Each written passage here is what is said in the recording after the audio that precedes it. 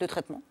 Je rejoins ce que disait Thierry Pech, que vous venez de citer à l'instant, pour dire qu'aujourd'hui, le sentiment que nous pouvons avoir à l'issue de ce premier tour, c'est qu'il n'y aura tout simplement pas de véritable opposition structurée dans la vie parlementaire. Or, une opposition, c'est le gage d'une forme d'équilibre démocratique. À quoi servent nos institutions? Elles servent à servir de vecteur, de canal pour l'expression de la pluralité, du pluralisme qui traverse la société.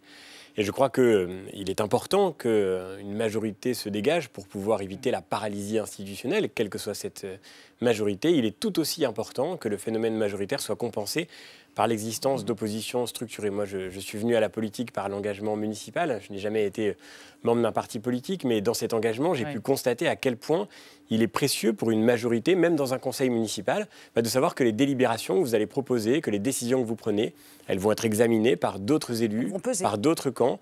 Et cet examen et ce regard critique vous oblige à une forme de vigilance et vous protège de vous-même, au fond. Et c'est, je crois, ce qui est le véritable enjeu de ce deuxième tour aujourd'hui. Alors, la question de l'opposition, d'où s'exprimera-t-elle? On va y revenir tout à l'heure, mais d'abord, il est indispensable de s'interroger sur l'abstention, les raisons de cette abstention qui est absolument inédite, avec un chiffre. C'est évidemment le chiffre du jour, 51,29% d'abstention. C'est un record depuis 1950.